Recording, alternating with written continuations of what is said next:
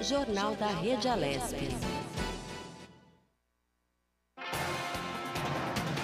Seguimos com mais informações sobre a pandemia e entrevistas sobre o assunto que, claro, domina as atenções de todo mundo. O Jornal da Rede Alesp conversa agora com a médica Reine-Marie Chaves Fonseca, coordenadora do Departamento do Idoso da Sociedade Brasileira de Diabetes. Ela nos fala sobre os riscos do novo coronavírus em pessoas diabéticas. Bom dia, doutora Reine. Seja bem-vinda ao Jornal da Rede Alesp. Tudo bem? Tudo bem, bom dia. Bom dia. Doutora, seja muito bem-vinda. Existe um risco maior para as pessoas diabéticas, assim, e o que causa isso? O que a princípio, os levantamentos iniciais identificariam desse risco maior aí para quem tem diabetes? Olha, não é que a pessoa com diabetes tenha mais risco de se contaminar do que uma pessoa que não tem diabetes. Mas, uma vez contaminada, aquela pessoa que tem diabetes tem mais risco de desenvolver complicações. E o que a gente tem visto é que o diabético bem controlado, ele tem um risco de evoluir para complicação quase igual ao de uma pessoa não diabética. Mas aquele diabético descontrolado, ele tem um risco maior. Ele chega a ter um risco 2 vezes maior de precisar de um suporte de oxigênio e 5 vezes maior de desenvolver, de necessitar de um suporte ventilatório, de um respirador, por exemplo. E em termos de desfecho, o paciente diabético mal controlado, aquele que apresenta hemoglobina glicada alta, glicemia sempre acima de 180, esse paciente tem 11 vezes maior risco de mortalidade por uma complicação da doença. Então, o que a gente chama a atenção nesse quadro é que aquela pessoa que é diabética, se ela estiver bem controlada, o risco dela é um pouquinho maior do que uma pessoa não diabética. Mas aquele descontrolado realmente precisa se preocupar.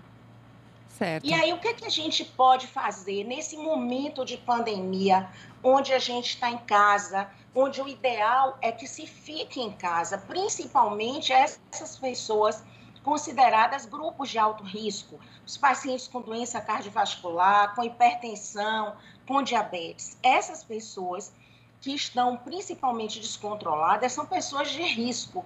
Então, elas devem manter uma alimentação saudável, procurar ter horários de se alimentar. É muito comum que nessa situação de pandemia as pessoas percam a hora de fazer as refeições tradicionais, o café da manhã, o almoço, o jantar, mas se lembrem que as pessoas diabéticas usam medicamentos e que esses medicamentos atuam em função do que você se alimenta ao longo do dia.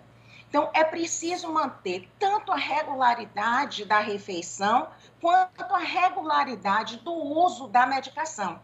Se, por exemplo, o diabético ele teve dificuldade de ter um contato com seu médico, com seu profissional que lhe acompanha, ele deve manter o medicamento e não suspender.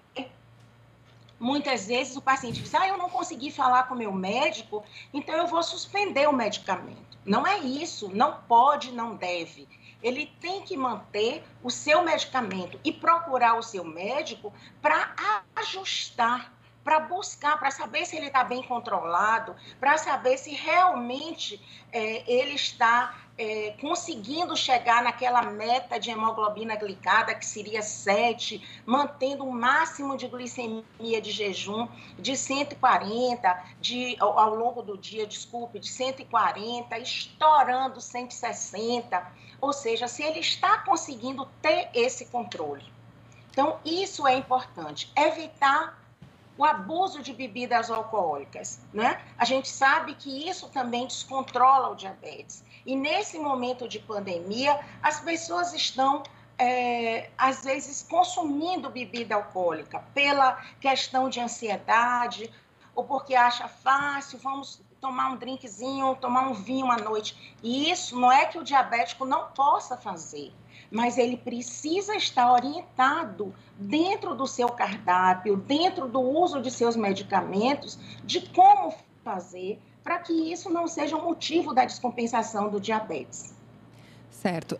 Doutora, como a senhora bem pontuou, e é importante a gente reforçar essa informação, não é que o paciente diabético tem uma maior chance de contrair o vírus, né? Todos nós corremos o mesmo risco igualmente se não nos protegermos, né? Como a senhora bem pontuou. Porém, o que a senhora coloca é que o diabético, uma vez então que ele contrai o vírus, a chance desse vírus se desenvolver e dar aí uma complicação é maior, né? A senhora até pontuou, Exatamente, 2 vezes maior, exatamente. levando então esse paciente a precisar de uma ventilação automática, 5 vezes mais do que uma pessoa que não é diabética. Quer dizer, a gente já tem até essas estatísticas. Mas isso se deve ao fato, doutora, de que normalmente a pessoa então que tem a diabetes, ela tem uma imunidade mais baixa do que as demais pessoas? Esse seria o ponto central? Olha, na realidade, o paciente diabético, principalmente aquele paciente diabético do tipo 2, a gente diz que ele é um paciente inflamado por natureza, porque tem como base do desenvolvimento do diabetes a resistência à insulina.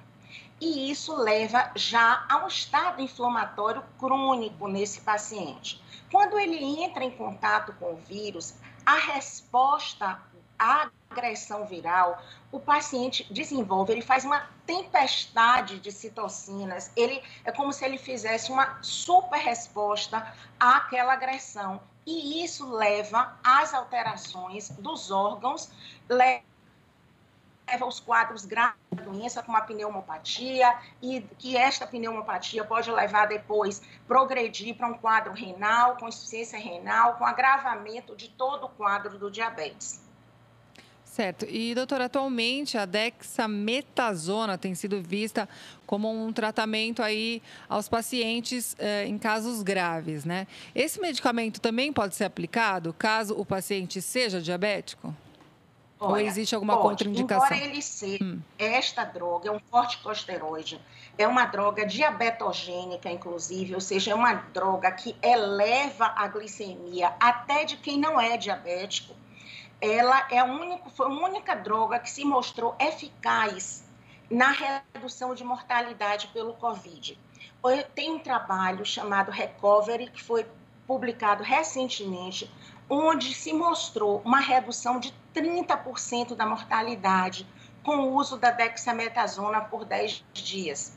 Então, nós recomendamos, porém, essa medicação tem que ser utilizada a nível hospitalar, em casos graves, em casos onde o paciente já necessita de um suporte respiratório. Essa droga não é para ser usada a nível ambulatorial, ou seja, o paciente testou positivo para a Covid, vamos tomar dexametasona. Não, ele não mostrou resultado neste quadro. Ele mostrou resultado já no quadro avançado, no quadro onde existe um estado inflamatório intenso. Até porque, como a dexametasona eleva os níveis glicêmicos, será necessário um suporte de insulinoterapia venosa importante ou subcutânea, dependendo do caso, para que se possa utilizar com segurança no paciente diabético. Então, eu aproveito aqui para chamar a atenção das pessoas diabéticas que o fato da dexametasona ter se mostrado importante no controle da doença, ela não pode ser usada a nível ambulatorial e nem deve ser usada indiscriminadamente. Certo. Além da dexametasona, outros antibióticos também são indicados em alguns casos aí em que a pessoa está com a Covid-19, né? Quer dizer, esses outros antibióticos também podem ser ministrados aos pacientes com diabetes? Existe alguma restrição nesse sentido? Sim, lógico, podem, são e devem, e estão sendo, entendeu? Uma gama de antibióticos, porque existem opções, infecções associadas à infecção viral.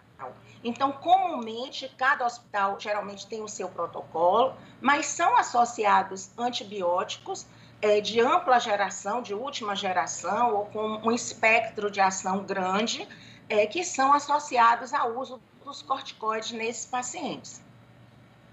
Certo.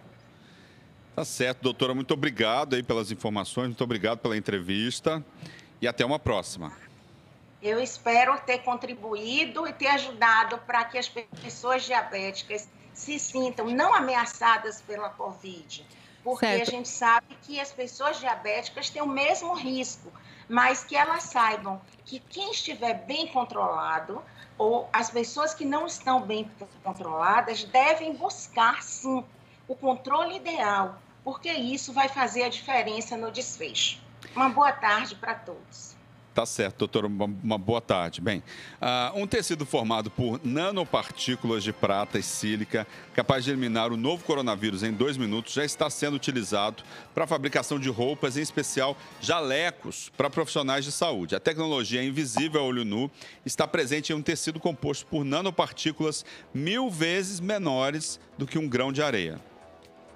A tecnologia foi desenvolvida por pesquisadores da Universidade Federal de São Carlos, que fica a 250 quilômetros da capital paulista, em parceria com a empresa de tecnologia Nanox, com apoio da Fundação de Amparo à Pesquisa do Estado de São Paulo, FAPESP. O tecido pode ser usado na confecção de qualquer peça de roupa. O material já está sendo utilizado por pelo menos 5 empresas do interior paulista. Segundo o pesquisador da universidade, os cientistas já sabiam que a substância de nanopartículas de prata era capaz de matar fungos e bactérias e agora descobriram também a eficiência no combate à Covid-19. E para testar a eficácia, a tecnologia também foi analisada pelos pesquisadores do Instituto de Ciências Biomédicas da Universidade de São Paulo, ICB-USP, que separaram amostras do tecido com e sem nanopartículas de prata e sílica, em tubos que continham grandes quantidades do vírus. Segundo o diretor de tecnologia da Nanox, Gustavo Simões, o composto provoca uma reação química que produz um tipo de água oxigenada, capaz de eliminar o vírus. Os pesquisadores ainda devem estudar a duração do efeito antiviral do tecido, já que no caso da ação antibacteriana e fungicida, a propriedade dura em torno de 30 lavagens.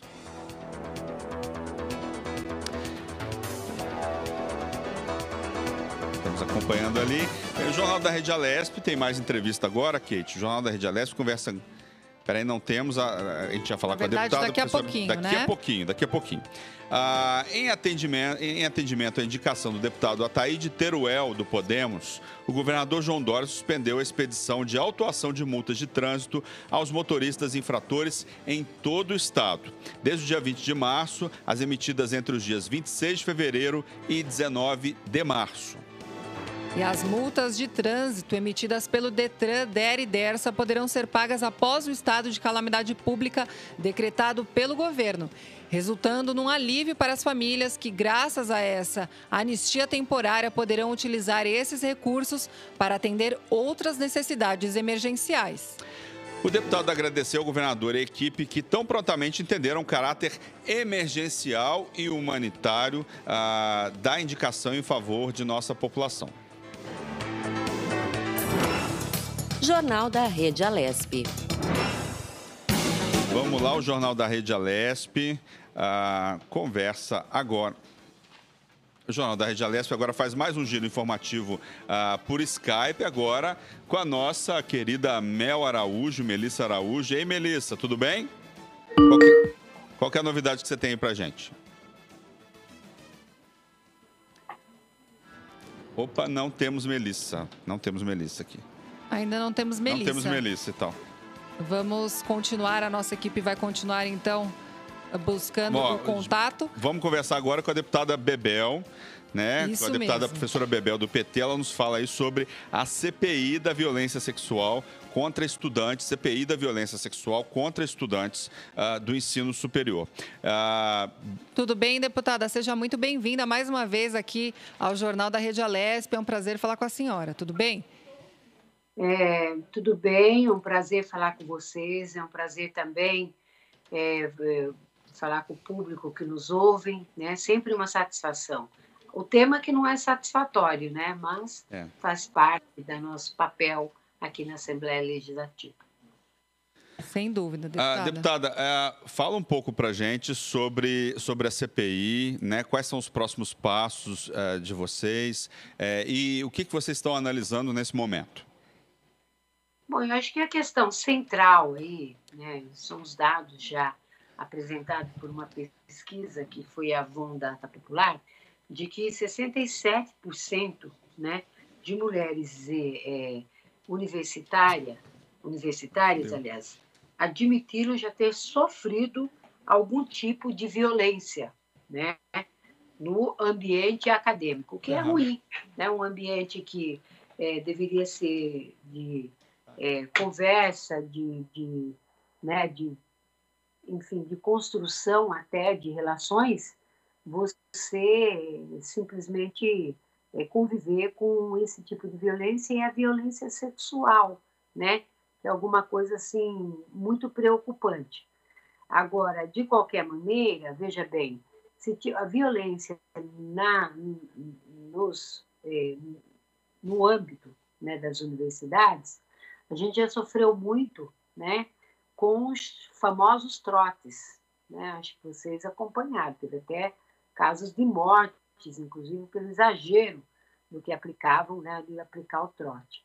Só que o trote agora também virou uma forma de atacar sexualmente as meninas, né? Quer dizer, vira um desafio, por exemplo, estuprar alguém. Tem um caso disso já em São Carlos, não fiscal, né? E o mais triste é não poder pôr isto em evidência, porque, enfim, fica ruim para a instituição. Ruim é pôr debaixo do tapete, né? A gente tem que, na verdade, estudar os casos, punir, no caso, os envolvidos. Eu acho que tem que ter uma delimitação para que isso não continue, não vire uma coisa natural, não pode ser natural, né? Então, acho que a CPI ela vem em boa hora, muito embora isso esteja acontecendo desde 2015, né? E a gente tem que ter um papel, eu acredito muito no trabalho da doutora Damares, né, que terá um trabalho aí bastante efetivo no que diz respeito a essa violência, né, sofrida aí pelas estudantes universitárias. Certo. Deputada, a violência sexual é um crime de extrema gravidade, né? Não tem nem o que comentar nesse sentido. Só para o nosso telespectador entender um pouquinho mais como que funciona uma CPI, quer dizer, o que é feito além das investigações, né? Eu queria que a senhora explicasse para nós se é possível, então, que a CPI indique, por exemplo, a prisão de um acusado ou de uma pessoa ligada a alguma instituição aí comprovadamente conveniente nessa situação. Como que fica esse aspecto aí na parte prática da coisa, né? Bom, eu acho que a CPI ela faz uma averiguação profunda, né? Ela traz os envolvidos para prestar depoimento para os deputados e deputadas. Agora, a questão de prisão ou não, a gente encaminha para os órgãos, né? Que tem um papel. Outro que é, exatamente, você pode encaminhar para o Ministério Público, né? Enfim, fazer uma representação na Procuradoria. Se tem formas de coisa. Pode agora, continuar, deputada. O nosso papel, ele vai até o momento de investigar. Esse é o nosso papel e indicar. Nós podemos indicar, né? Agora, nós não temos um papel efetivo, executivo, né? De mandar prender. Esse não é o papel, né, entendo, da CPI. A CPI vai cumprir um grande papel levantando os dados e já botando. Só que tem um detalhe. A Assembleia Legislativa do Estado de São Paulo, quando teve um trote, né, violento tal nas universidades, conseguiu tirar encaminhamentos, né, para que esses trotes parassem. Né? Só que aí o trote tomou um contorno mais interno, que inclusive, colocar como desafio estupro. Né? Tem um caso aí da pessoa, posso citar, então, público, que Daniel Tarcísio, né? E na UFSCar, que teve esse papel de estuprar. Né? Então, isso é uma questão complicada. Nós não podemos, subdeputados e deputadas, falar de tantos direitos, né, e não nos debruçarmos sobre direitos humanos e de vida, sobretudo, né? Então, eu acredito que o papel nosso é indicar de forma bastante assertiva, né, as ações que a gente espera que os outros órgãos, e aí já citei quais, devam assumir frente aos dados que nós apresentarmos. Tem muitos relatos de violência sexual em festas acadêmicas, né? A senhora acabou de falar aí, né? A senhora acha que os trabalhos da CPI podem ocasionar em regras para esses eventos? Sim, eu acho que sim. Eu acho que não só, mas pode coibir também, né? Porque nós está mostrando que a gente está de olho. Eu acho que eu não entrei ainda eu acho que a gente está numa fase inicial, mas eu acredito que tem que ter algo quase que permanente, né? Porque às vezes o jovem que bebe um pouco, mesmo usuário de drogas, ele perde o limite, né? Perde o limite dele. Então, eu acho que a gente tem que dar limites, né? Tem que ter limite. Com certeza. Não pode. E, deputada, a gente sabe que durante a CPI muitas pessoas são ouvidas, né? E quando a gente fala da vítima de violência sexual, nem sempre, quer dizer, nunca eu acredito, né? Que essa pessoa quer se expor de alguma maneira. Quer dizer, existe a possibilidade de pessoas serem ouvidas de maneira anônima? Pode, né? Então, isso é uma tratativa que nós, enquanto comissão parlamentar de inquérito, vamos ter que tomar, porque é cuidadoso também, não só porque a pessoa não quer, é que ela também pode sofrer, né, algum tipo de repressão, né? Então, a gente tem que cuidar, é uma coisa muito cuidadosa. E todas essas tratativas, penso eu, não pode ser uma coisa muito porta aberta, né, do tipo, você expõe a pessoa, daqui a pouco acontece alguma coisa com a pessoa, não pode. Eu acho que a doutora Damares terá esse cuidado, e nós vamos conversar, né? Aí são um grupo de 11 deputados e deputadas para pensar juntos, né, a melhor forma, primeiro de colher os dados, e depois, e ao mesmo tempo, com ação de proteção, né, junto às vítimas, né, que sofreram esse tipo de violência. Deputado, casos de violência e dessa natureza, né, têm crescido assustadoramente, e a CPI poderá sugerir projetos aí que obriguem as instituições de ensino a ter políticas mais severas, como imediata comunicação às autoridades e expulsão dos envolvidos? Eu entendo que sim, tá? Eu entendo que sim, porque, para mim, não tem passar dos limites maior, que é transgredir, né, regras de convivência e de direitos humanos. Não tem. Eu acho que eu sou capaz de entender qualquer coisa, mas esta não. Né? O que visa a humilhar, que visa, enfim, isso vai ficar marcado para o resto da vida de uma mulher. Né? E mulheres, né? Interessante. O que demonstra já o machismo. Você pode chegar até ter uma onda de feminicídio, dependendo do grau que isso vai assumir, dentro das universidades. Então, isso tende a empurrar, sim, as autoridades internas nas universidades a tomarem posições mais contundentes frente aí à questão da violência sexual, né, das meninas universitárias. Tá certo. Queria agradecer a deputada, a professora Bebel, do PT, falando aí sobre a violência, a CPI, né, da violência sexual contra estudantes do ensino superior, uma CPI importantíssima, né, um assunto super sério, super importante e fundamental aí para a gente discutir aí nesse momento. Muito obrigado, deputado. Obrigada e até a próxima. Eu que agradeço. Seu nome qual que é? A Flávia? Eu sei que é a Flávia. E você? Não, prazer, Luciano Teixeira e a Caterina Schutte. Exatamente. Prazer, Luciano e Caterina. Caterina. Um prazer muito grande e agradeço a todos que nos ouviram através da Rádio Alesp. Uma grande satisfação. Nós que agradecemos, deputada. Um bom trabalho para a senhora e até a próxima. Tá certo. Até a próxima.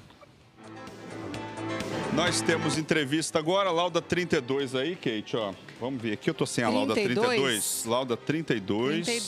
Vamos aqui, ó, achei uma aqui, ó. O Jornal da Rede Alesp conversa agora com a Tereza Cristina Carneiro, que é advogada trabalhista. Ela nos fala aí sobre o Programa Emergencial de Manutenção do Emprego e Renda. Tudo bem? Seja bem-vinda aqui ao Jornal da Rede Alesp. Obrigada. Bom dia a todos vocês, Luciana e Caterina. Bom dia a todos que ouvem.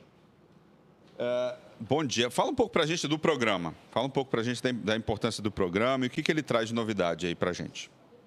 Tá. Eu acho que a principal, o principal intuito do programa é justamente a manutenção do emprego e da renda. Então, quando a partir de toda essa experiência que a gente tem vivido, essa pandemia, todas as consequências dessa situação para os negócios, um aspecto que apareceu logo no início foi o risco dos negócios serem afetados fortemente do ponto de vista financeiro e, como uma das consequências também, as pessoas perderem seus empregos, ou seja, os negócios deixarem de dar postos de trabalho, né, para a sociedade como um todo. Então, dentro desse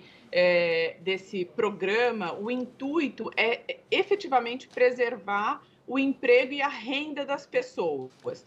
A primeira medida que foi tomada pelo governo federal foi aquela medida provisória 927, que, em linhas gerais, estabelecia alternativas para enfrentamento da crise naquele momento. Então, com teletrabalho, antecipação de férias coletivas, antecipação de feriados, banco de horas, medidas um pouco mais amenas. Só que a crise foi tão grande, está sendo, né, estamos enfrentando, que se tornou necessária medidas mais fortes do ponto de vista trabalhista para a preservação desses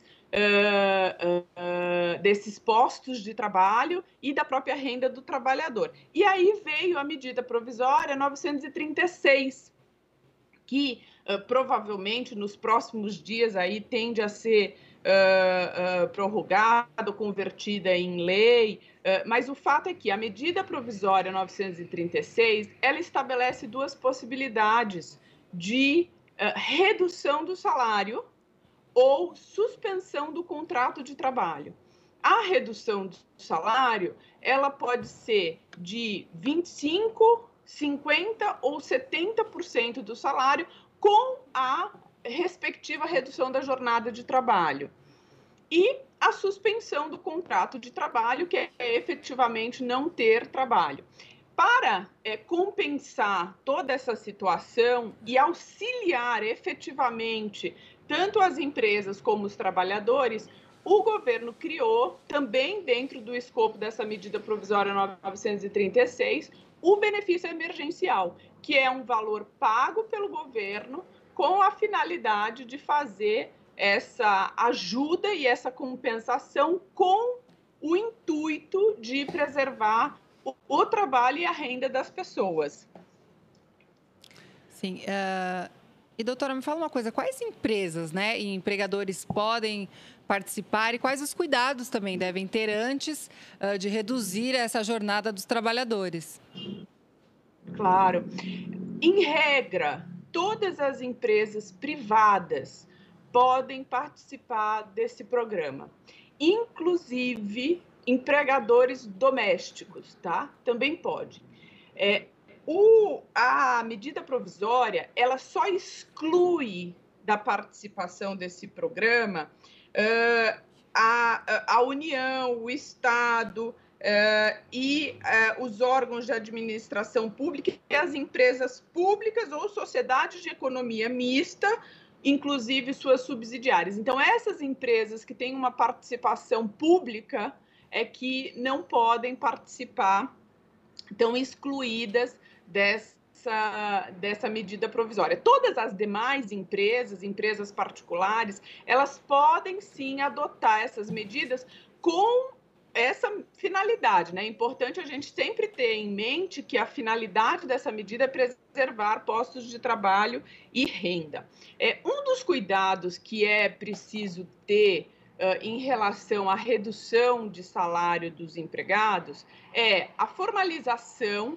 Então, houve uma discussão sobre a possibilidade ou não, a legalidade, a validade ou não de fazer isso via acordo individual de trabalho, tanto que houve uma decisão do ministro Lewandowski, do STF, que depois foi julgada por todos os ministros, aceitando a negociação via acordo individual de trabalho, mas é importante ter em mente a formalização. Então, o acordo tem que ser formalizado com o trabalhador e o envio das informações no prazo estabelecido pela medida provisória, que é um prazo de 10 dias, de envio das informações para o governo. Por quê? Porque com esses dados, com essas informações, é que o governo vai conseguir fazer o cadastro e programação do pagamento do benefício emergencial. Então, a formalização e o cumprimento dos prazos são dois aspectos de extrema importância para todos, não só para o empregador, mais ainda, porque ele acaba assumindo a responsabilidade se ele não fizer isso, mas também para o próprio empregado ter aí o recebimento dessa renda, desse benefício emergencial tempestivo, né, nos prazos certos, né? Então, esse acho que é o primeiro aspecto. Quanto em relação ao acordo individual, vale ressaltar que a medida provisória, ela estabelece um grupo de trabalhadores que recebe até R$ 3.135 e um grupo de trabalhadores que recebem acima de R$ 12.200 e que possuem curso superior. Para esses dois grupos, em razão do impacto financeiro, todas as possibilidades de redução do contrato da jornada e do salário podem ser feitas por acordo individual.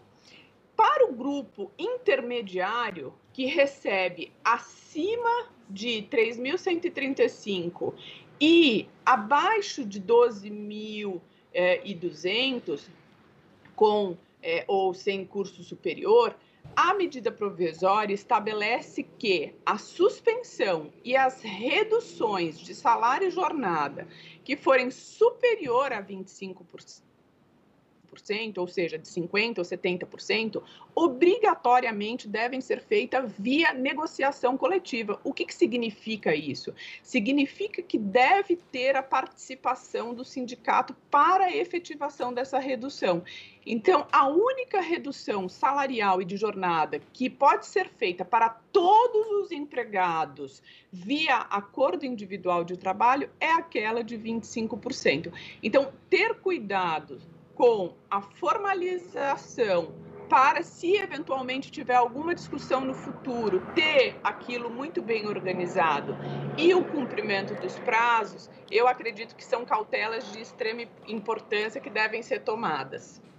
Tá certo. Gostaria de agradecer a doutora Tereza Cristina Carneiro, advogada trabalhista, né? Falou aí sobre o programa emergencial de manutenção do emprego em renda. Muito obrigado, doutora, pela entrevista. Imagina, eu que agradeço, Luciano, Caterina, tenham um dia excelente. Igualmente, até a próxima, doutora. Para nós. Boa semana.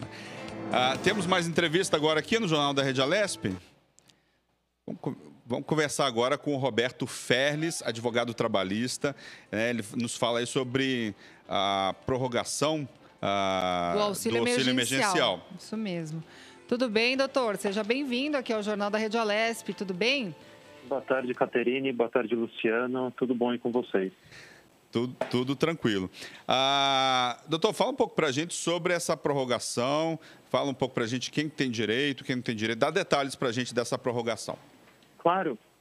O primeiro ponto que a gente tem que entender é que na semana passada, no dia 1º de julho, foi publicado o decreto oficial acerca do auxílio emergencial, só que esse decreto ele não destaca absolutamente nada sobre como serão realizados os pagamentos. E até na última semana a gente viu algumas entrevistas do ministro Paulo Guedes, no sentido de que o valor possivelmente ele seria parcelado, esse valor de R$600 ele seria recebido pelas pessoas cerca de R$500 no começo do mês agora de julho, R$100 no final do mês, e em agosto o valor ele seria repartido em R$300. E na última semana também eu acompanhei algumas entrevistas do presidente da Caixa Econômica Federal, Pedro Guimarães, no sentido de que o cronograma do pagamento ele seria destacado nos próximos dias. Então, uma das mudanças que deve acontecer em relação ao auxílio emergencial é esse parcelamento dos valores do valor de R$600 nos próximos 2 meses. Então, a população precisa aguardar esses próximos dias para que a Caixa divulgue o cronograma de pagamentos. É preciso se cadastrar novamente para ter as parcelas adicionais, doutor? Não, não é necessário. As pessoas que já fizeram o cadastro anteriormente e estão recebendo de forma regular, elas só precisam aguardar o cronograma. Quem ainda não se cadastrou para receber o auxílio liberado em abril, ainda tem direito a parcelas anteriores e futuras?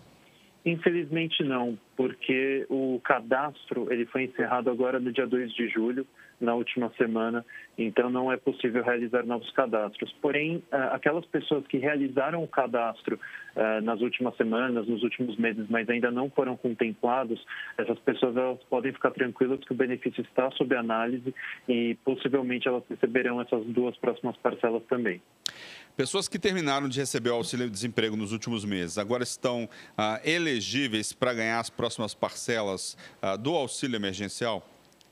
Sim, estão. A gente pode dar um exemplo. Se a pessoa ela terminou de receber o seguro-desemprego agora em junho e conseguiu realizar o cadastro entre o 1º dia de julho e o dia 2, essa pessoa ela vai estar elegível a receber o benefício nos próximos 2 meses, sim. O que mais que a gente tem de detalhes, que mais informações a gente pode passar para as pessoas em relação ao auxílio emergencial? Nós estamos falando aí de mais 2 meses. A gente sabe que a pandemia vai continuar aí um pouco mais, né? Além desses 2 meses aí, a gente está tendo mais de 1.000 mortes por dia. É possível que o governo prorrogue ainda mais esse auxílio emergencial? Olha, Luciano, não há na fala do ministro Paulo Guedes nada nesse sentido, porém é possível. Eu acredito que eles ainda vão esperar mais um pouco para verificar como que vão sair esses pagamentos nos próximos 2 meses e também até contando com uma possível baixa do número de mortes, o que a gente está vendo que é difícil, pelo que a gente tem acompanhado, mas ainda não há nada no futuro sobre isso. Então, o que a população precisa fazer é aguardar esses 2 próximos meses mesmo. E até uma fala interessante do Paulo Guedes na última semana foi de que esse parcelamento, ele daria uma possibilidade das pessoas receberem mais pagamentos nos 2 próximos meses, ainda que você receba só o valor de R$600, dando uma falsa sensação de que você recebeu mais parcelas. Então, a gente precisa esperar mesmo. Tá certo, gostaria de agradecer o Dr. Roberto Felles, que é advogado trabalhista, falou aí sobre a prorrogação do auxílio emergencial. Muito obrigado aí pela entrevista, doutor. Obrigado, Luciano. Boa tarde, Catarina, e estou à disposição. Obrigada, doutor. Até a próxima. Até a próxima. Boa semana. Bem, Kate, a gente tem agora mais um giro informativo, né? Quem é que está na linha com a gente? O nosso colega Daniel Caniato. Tudo bem, Daniel? Seja bem-vindo aqui ao Jornal da Rede Alesp. Olá, tudo bem com vocês? Muito boa tarde agora, já virou, né? 12h com 33 minutos. Exato. Desejo que vocês tenham uma excelente semana. Eu vou destacar naturalmente as muitas coisas que vêm acontecendo na Assembleia Legislativa de São Paulo. Na última sexta-feira, viu, Kate e Luciano, eu queria chamar a atenção para uma reunião que teve com o objetivo de instaurar a Comissão Parlamentar de Inquérito, que tem por objetivo apurar violência sexual contra estudantes do ensino superior. Agora, antes de explicar exatamente como foi essa reunião, você que acompanha o Jornal da Rede Alesp e escuta nós, jornalistas, inclusive os parlamentares, falarem muitos termos relacionados ao legislativo, e nem sempre você tem essa informação. O que é uma CPI? O que é uma comissão parlamentar de inquérito? Trata-se de um dispositivo do Poder Legislativo para fiscalizar.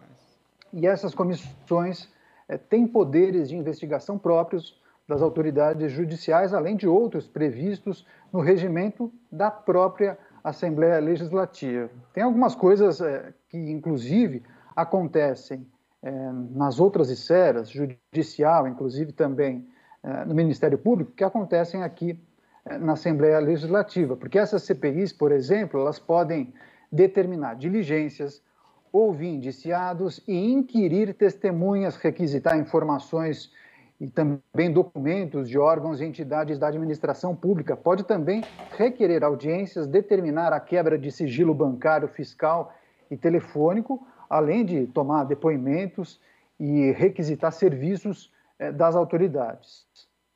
Existe um prazo para isso acontecer, tá? As CPIs, elas devem realizar os seus trabalhos num prazo de até 120 dias, mas existe a possibilidade de prorrogar por mais 60 dias, por mais 2 meses.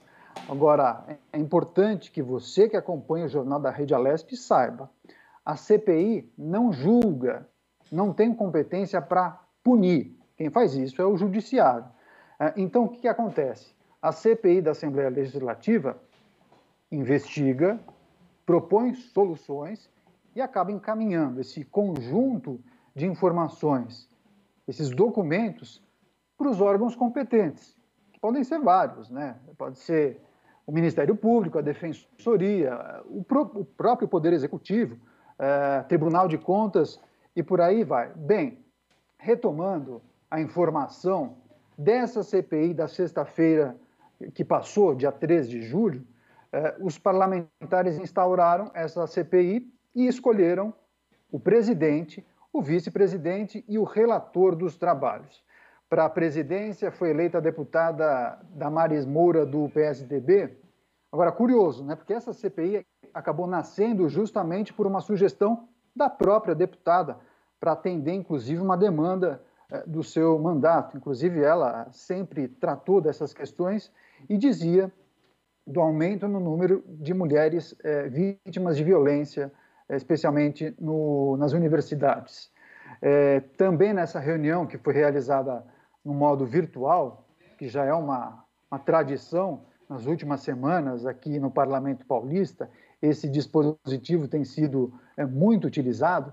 O que aconteceu? Foram escolhidas a vice-presidente, que foi a deputada Bebel, do PT, e também os deputados, os parlamentares, escolheram a relatoria. A relatora foi escolhida a deputada Valéria Bolsonaro, do PSL.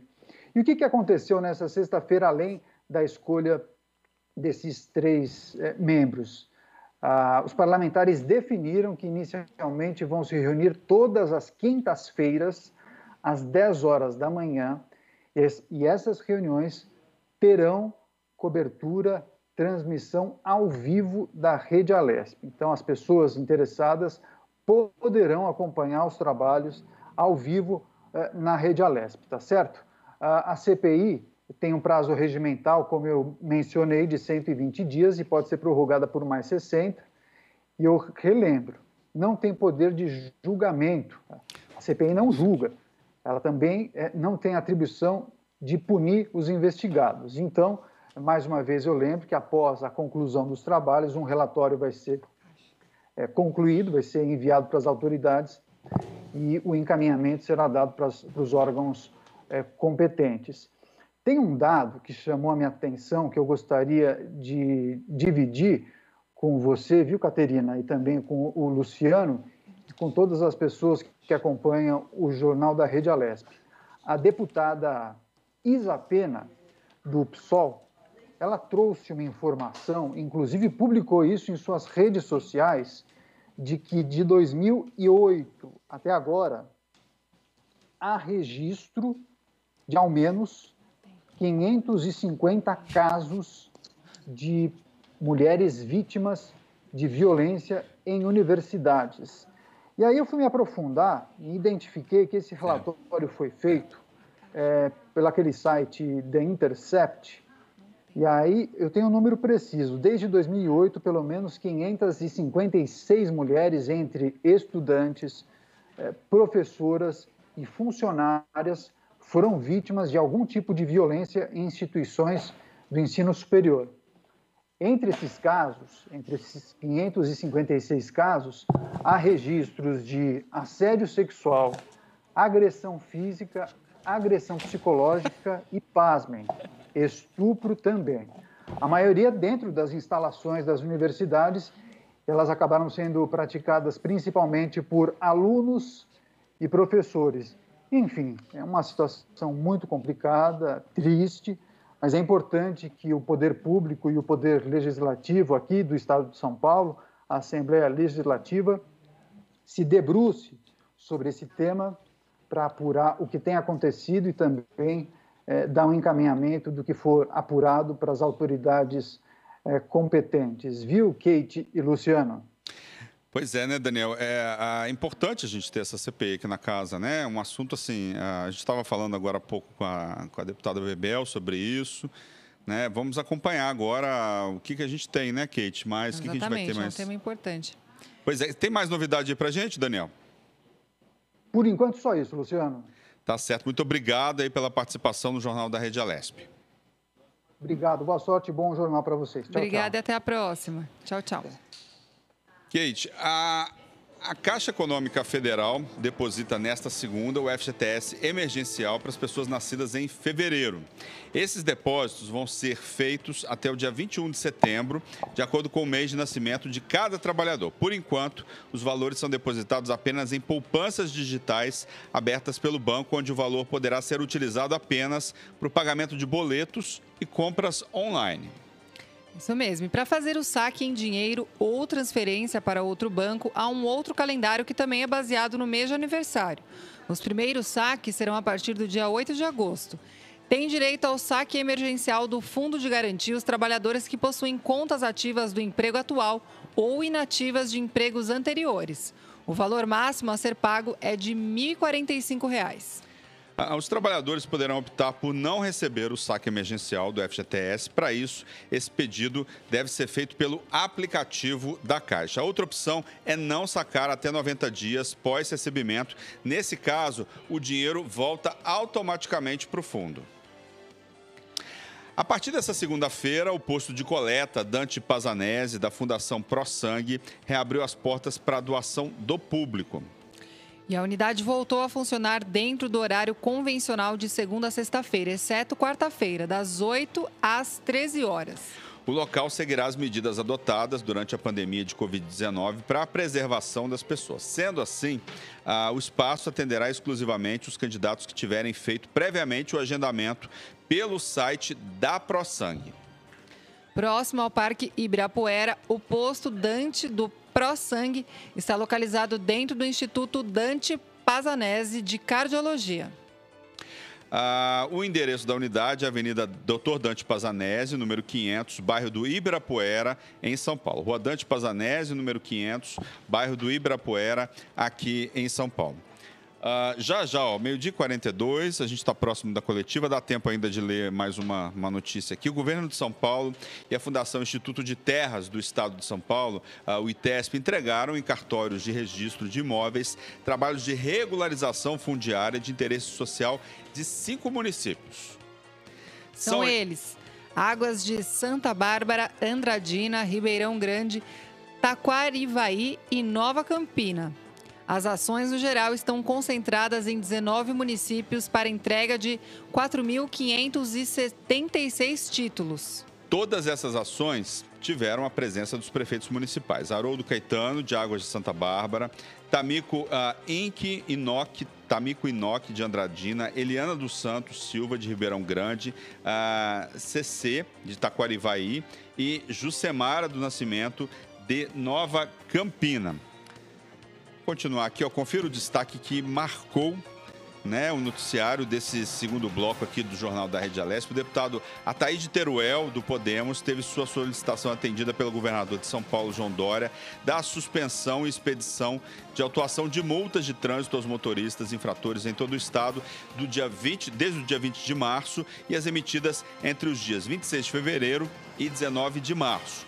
As multas de trânsito emitidas pelo Detran, DR e Dersa poderão ser pagas após o estado de calamidade pública decretado pelo governo, resultando num alívio para as famílias que, graças a essa anistia temporária, poderão utilizar esses recursos para atender outras necessidades emergenciais. Então, quer dizer, multa de trânsito aí, né, falando aqui do destaque, desde o dia 20 de março e as emitidas entre os dias, ou seja, desde o dia 26 de fevereiro, né, as multas de trânsito em todo o estado, emitidas pelo Detran, pelo DR e pela Dersa, poderão ser pagas após o estado de calamidade pública decretado pelo governo. É uma medida aí, né, Kate, emergencial, que ajuda as pessoas, né? Com certeza, nesse momento, toda ajuda é bem-vinda. A gente está quase na coletiva, vamos ver se a gente já tem imagens da coletiva. O governador João Dória já está aí começando a coletiva, vamos acompanhar.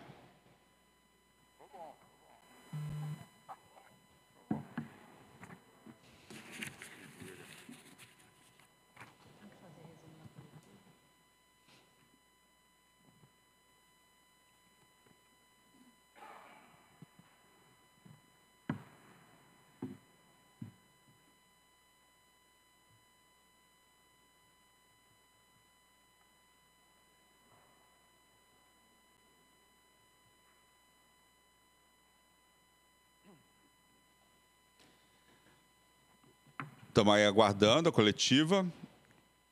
Bem, boa tarde a todos. Muito obrigado pela presença dos jornalistas,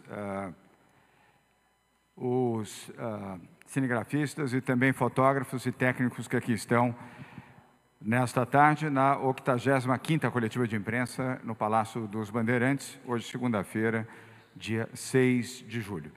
Ao nosso lado, para a coletiva de hoje, o prefeito da capital de São Paulo, Bruno Covas, a secretária de Desenvolvimento Econômico, Patrícia Ellen, o secretário de Desenvolvimento Regional, Marco Vignoli, o secretário municipal de Saúde, Edson Aparecido, Dr. Paulo Menezes, coordenador do Comitê de Saúde do Centro de Contingência do Covid-19, Dr. Dimas Covas, diretor-presidente do Instituto Butantan.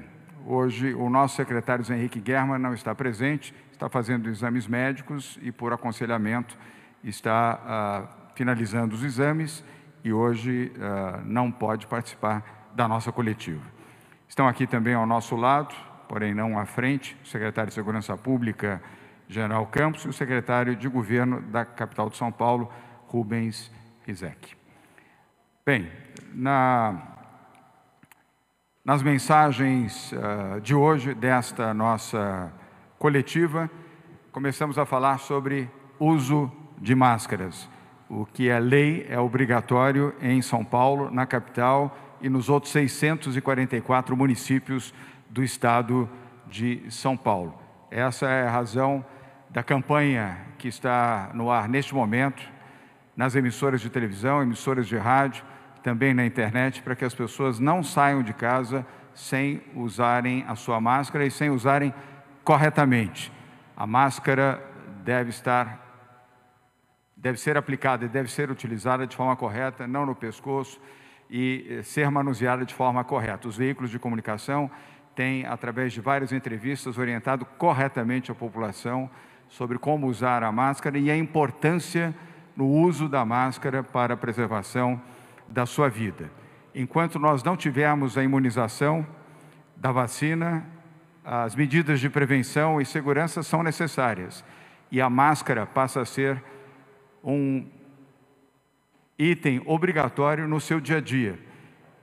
É a sua vestimenta a partir de agora, até que tenhamos a vacina aplicada, é a máscara. A máscara ajuda a preservar vidas. E, obviamente, os que puderem permanecer em suas casas. Aqueles que fazem parte do grupo de risco, principalmente, se puderem, continuem em casa, se preservando sua saúde e a saúde também dos seus familiares. Da mesma maneira, ao sair, não esqueça a sua máscara. Se ela for uma máscara descartável, você vai precisar ter pelo menos 4 máscaras para uso descartável por dia. Se for uma máscara de tecido, do dia ou quando puder, para o seu reaproveitamento. Se tiver 2 máscaras de tecido, ainda melhor. E faço um apelo para que todos tenham responsabilidade. A pandemia não acabou, nós ainda estamos na pandemia e estamos em quarentena. Evitem aglomerações, evitem a proximidade física e respeitem o distanciamento social, que recomendado pela medicina é de 1,5 m entre as pessoas nas suas atividades normais de trabalho ou atividades físicas. Em São Paulo, volto a repetir, nós seguimos a ciência, a medicina e a saúde. E o uso da máscara é obrigatório para o governador, para o prefeito, para o presidente da República, para ministros de Estado, para secretários, autoridades, personalidades e sociedade civil. Não há exceção. A máscara, o uso obrigatório da máscara é para todos. A lei em São Paulo, volto a repetir, ela vale para todos, sem exceção. Não usar máscara é virar as costas para os profissionais de saúde, que, graças ao seu esforço, têm salvado milhares de vidas em São Paulo e no Brasil. Quem não usa máscara menospreza a vida e menospreza também o trabalho da ciência, da medicina e dos profissionais da saúde. Quem não usa máscara é inimigo da saúde. Segunda mensagem, testagem. Nós já realizamos aqui em São Paulo mais de 1 milhão de testes. Estatisticamente, teremos mais casos registrados, como já tem ocorrido nas últimas semanas. E por quê? Porque estamos testando mais. E vamos continuar a testar. Agora mesmo autorizamos a distribuição de mais de 500 mil de testes. Melhorar o diagnóstico aumenta o conhecimento da pandemia e reduz as subnotificações. O objetivo principal, todos sabem, é reduzir a curva de óbitos. E isso nós estamos conseguindo em São Paulo, com a colaboração do prefeito Bruno Covas e das autoridades municipais da capital de São Paulo, também da maioria expressiva dos prefeitos e prefeitas do interior do estado e do litoral e da Grande São Paulo, que tem nos ajudado neste sentido. Ao lado também do Ministério Público, do Tribunal de Justiça e de todos aqueles que respeitam a saúde, a medicina e fazem o correto enfrentamento da pandemia. Nas informações de hoje, uma boa notícia vinculada à vacina. A Anvisa, que é a autoridade responsável no plano nacional, na vigilância de saúde, autorizou o Instituto Butantan a iniciar os testes da Coronavac, a vacina que o Instituto Butantan está desenvolvendo junto com o laboratório chinês. E a partir da próxima segunda-feira, dia 13 de julho, os voluntários já poderão se inscrever. A inscrição será obrigatoriamente para profissionais de saúde, médicos, paramédicos, enfermeiros, os que estão atuando ou os que já atuaram, desde que, evidentemente, tenham o seu diploma. Com a autorização da Anvisa, começaremos o processo de testagem a partir do dia 20 de julho. Dr. Dimas Covas, que aqui está, dará mais detalhes. Mas eu quero lembrar que a vacina será testada em 9 mil voluntários. Repito, 9 mil voluntários da área de saúde, em 6 estados brasileiros: São Paulo, Brasília, Rio de Janeiro, Minas Gerais, Rio Grande do Sul e Paraná. Na semana que vem, chegam os lotes da vacina da China e começa o processo de distribuição para os centros de pesquisa e o início dos testes no dia 20 de julho. Essa é uma etapa de fundamental importância na vida do país e na vida e na saúde de milhões de brasileiros. Toda a pesquisa clínica será coordenada pelo Instituto Butantan, um dos maiores centros de pesquisa do mundo, com conhecimento, mais de 100 anos de atividades, maior produtor de vacinas da América Latina, um dos maiores produtores de vacina do mundo. E volto a repetir, Dr. Dimas Covas, presidente do Instituto Butantan, poderá dar mais detalhes na entrevista coletiva de hoje. É um salto para a vida, aquilo que São Paulo, através do Instituto Butantan, está fazendo, junto com um laboratório privado chinês. E nós torcemos também para que a vacina de Oxford, que está sendo igualmente testada aqui no Brasil, produza resultado e possa também ser fabricada em Manguinhos, no Rio de Janeiro, para termos 2 vacinas em condições de imunização de milhões de brasileiros no menor tempo possível, vencida essa terceira etapa de testes.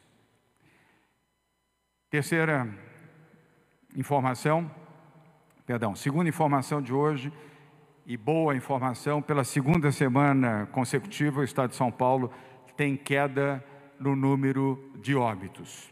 Houve uma diminuição de 36 óbitos na semana que acabou neste último domingo, em relação à semana passada.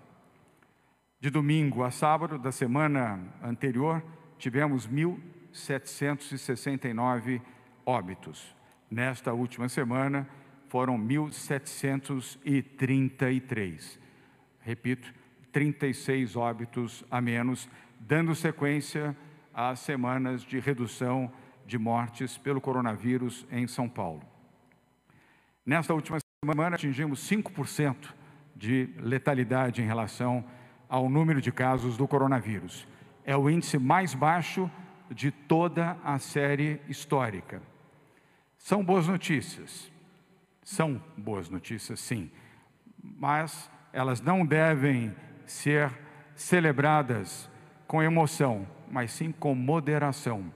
Moderação para mantermos o foco nas medidas de controle da pandemia, no aumento da capacidade de atendimento do sistema de saúde em todo o estado de São Paulo e na obrigatoriedade do uso de máscara, obediência à legislação e ao distanciamento social.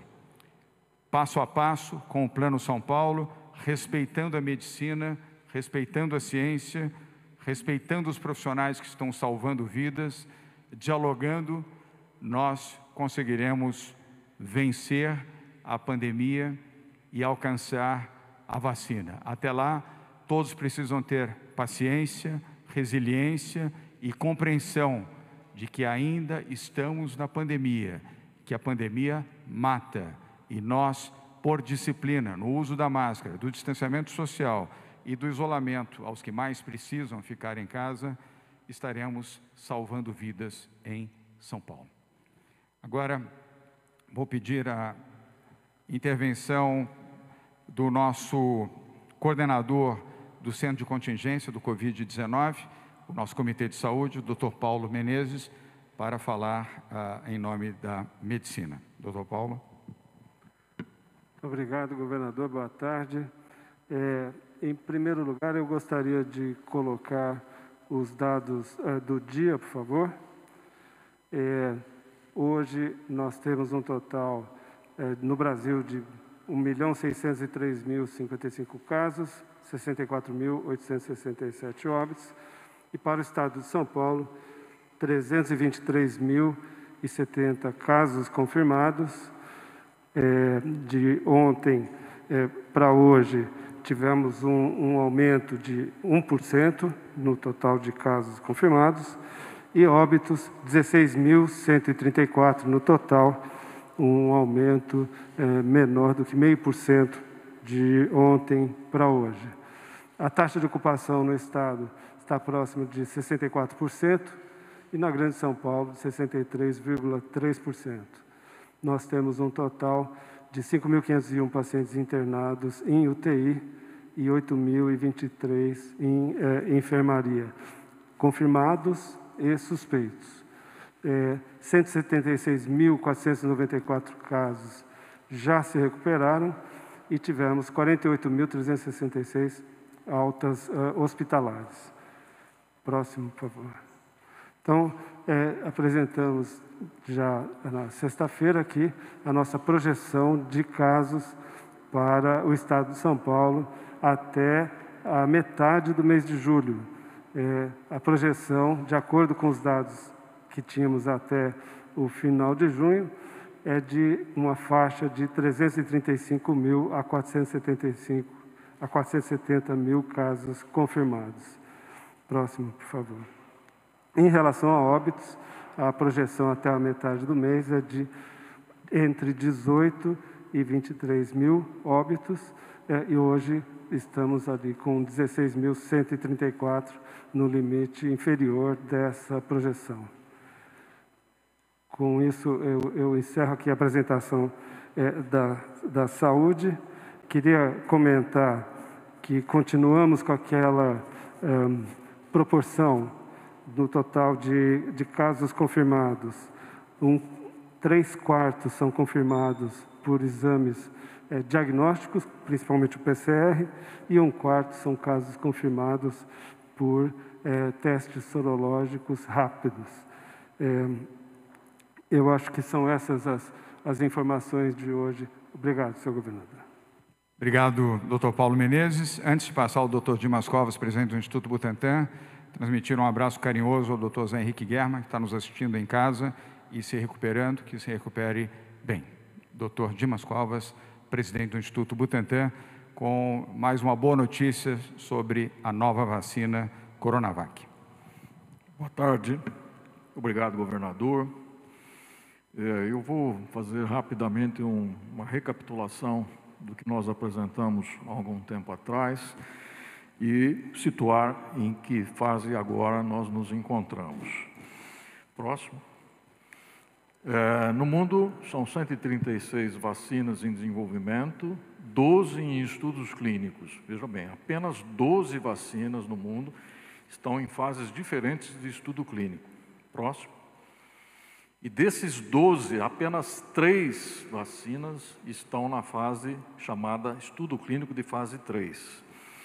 E uma dessas é a vacina que o Butantan fez o acordo com a Sinovac.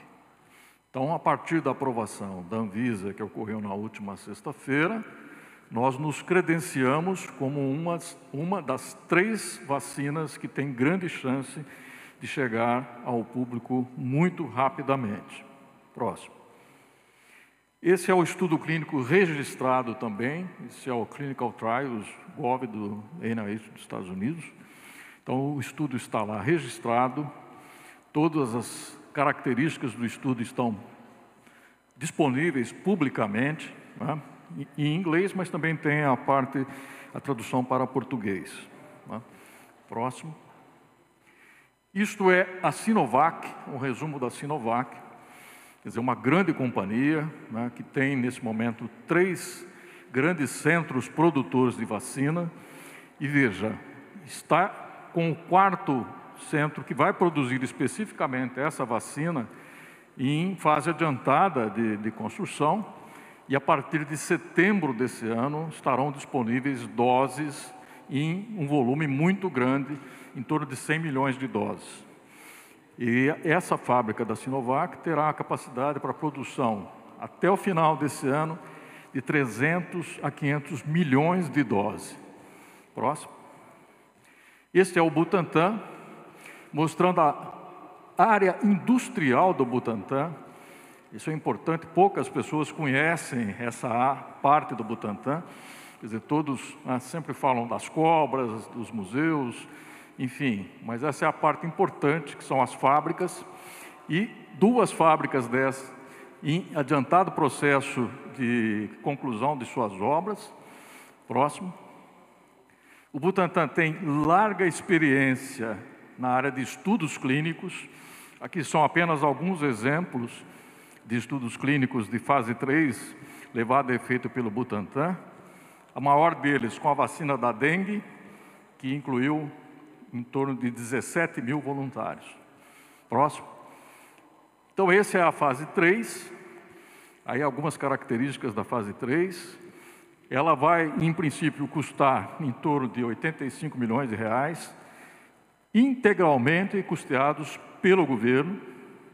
Quer dizer, não existe aqui recursos privados ou da própria Sinovac. O estudo é de propriedade do Butantan, por isso que é um co-desenvolvimento. Quer dizer, para a vacina ficar pronta, é necessário essa fase 3. Próximo. Quais são os critérios? Depois nós vamos detalhar mais à frente, mas esses são os critérios gerais aí do estudo. O nome do estudo oficial é Profiscov, profissionais de saúde que serão incluídos, trabalhando no atendimento a pacientes com Covid. Isso é importante, porque são esses profissionais que estão mais expostos e que vão permitir o desenvolvimento muito rápido do estudo clínico. Então, é importante que se entenda isso. E tem lá algumas características: acima de 18 anos de idade, não ter infecção prévia, é fundamental. Quer dizer, então, as pessoas que já foram infectadas, né, não podem entrar no estudo. Não participar de outros estudos, né, não estar grávida ou planejar engravidar nos primeiros meses do estudo, não ter doenças outras e não ter outras alterações que impeçam a vacinação. Tá? Então, isso é geral, mas que será especificado a partir da semana que vem. Próximo. Isso aqui é um resumo do que já foi feito até então. Fase 1, fase 2. Na fase 2, importante, se demonstrou a segurança e a eficácia da vacina. Quer dizer, após 14 dias da segunda vacinação, mais de 90% das pessoas vacinadas desenvolveram proteção. Então, uma vacina que tem um perfil de proteção elevado, e daí o nosso entusiasmo. Próximo. Existe já uma fábrica pronta, que está sendo adaptada para a produção dessa vacina. Então, está aí, né, a fotografia da fábrica e da área que será usada para a produção. Poderemos chegar a 100 milhões de doses dessa fábrica. Próximo. Essa é a vacina. Próximo. E aí são as fases. Já apresentei anteriormente. Então, iniciamos o ensaio fase 3. Os centros, os 12 centros, estão sendo preparados intensivamente para iniciar, de fato, a inclusão dos voluntários. A transferência de tecnologia já está também em curso. Nós já estamos discutindo com os parceiros chineses. O regulatório saiu na sexta-feira e agora nós vamos para a próxima fase, que é prever a chegada de vacinas. Não para esse estudo, mas para a distribuição para o Brasil. E nós temos um acordo preliminar de acesso, até o final desse ano, de 60 milhões de doses. Se a vacina for efetiva, teremos acesso a 60 milhões de doses. Próximo. Bom, e aí são os centros. Eu já nominei aqui, eu vou passar rapidamente, né? Então, no estado de São Paulo, próximo, né? São 7 centros, próximo, e aí nos diversos estados, como o governador já mencionou. Próximo, eu acho que é o último. Obrigado, governador. Obrigado, doutor Dimas Covas. Daqui a pouco o doutor Dimas estará à disposição para perguntas. Vamos agora ouvir o prefeito da capital de São Paulo, Bruno Covas. Boa tarde a todos. Sábado agora nós tivemos a assinatura de protocolo com 2 setores que reabrem hoje na cidade de São Paulo. O setor de bares, restaurantes, padarias e o setor de estética e beleza. Eu queria, mais uma vez, reforçar que, apesar da cidade de São Paulo estar nesta fase de reabertura, passamos por 4 semanas na fase 2, agora entramos na terceira semana da fase 3. A pandemia continua na cidade de São Paulo, como continua no Estado e no Brasil. Queria pedir à população cautela, queria pedir à população que entenda que ainda não é o momento de comemorarmos o fim da pandemia, para que a gente possa evitar cenas na cidade de São Paulo, como nós tivemos no Rio de Janeiro, como nós tivemos em Londres, como nós tivemos em outros locais mundo afora. Queria pedir mais uma vez a compreensão da população, que essa fase de flexibilização não se confunde com a comemoração do fim da pandemia na cidade de São Paulo. Essa semana a Prefeitura deve anunciar quando que serão reabertos os parques municipais. Estamos terminando de discutir com a Vigilância Sanitária as regras de reabertura, mas eu já posso adiantar que quando a gente anunciar, nós vamos anunciar a retomada dos parques durante a semana. Nós não vamos retomar os parques ainda aos finais de semana para evitar a aglomeração, mas até esta sexta-feira a gente anuncia a data da reabertura e do horário de reabertura dos mais de 100 parques municipais. E até sexta-feira nós também teremos concluída a fase 1 do inquérito sorológico na cidade de São Paulo. Nós já tivemos a fase 0, que mostrou um índice de prevalência de 9,5% da população na cidade de São Paulo, uma taxa de letalidade de 0,5%, um valor bem abaixo do que tem sido visto em outros locais mundo afora. E agora, com a fase 1, nós vamos poder ter outros dados para aprofundar o diagnóstico e a contaminação aqui na cidade.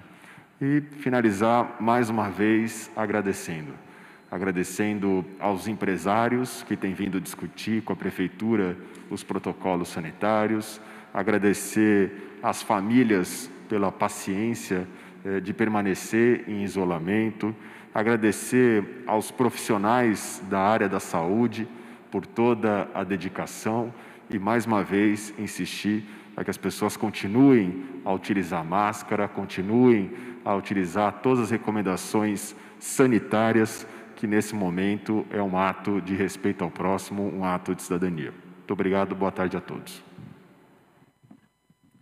Obrigado, prefeito Bruno Covas. Antes de passar para o Marco Vignoli, que é a penúltima intervenção antes do início das perguntas, quero também fazer um agradecimento à Anvisa, na pessoa do seu presidente Antônio Barra Torres e a toda a direção da Anvisa, que assumiu o compromisso e cumpriu dentro do prazo e, obviamente, obedecendo todos os preceitos de pesquisa, de análise e os pressupostos legais para autorizar o Instituto Butantan a iniciar a terceira fase de testes. Portanto, um registro de agradecimento à postura correta e republicana e técnica da Anvisa. Vamos ouvir agora Marco Vignoli, secretário de Desenvolvimento Regional do Estado de São Paulo. Vignoli. Boa tarde a todos. Eu quero utilizar dos dados aqui que foram analisados pelo coordenador executivo do Centro de Contingência, João Gabardo,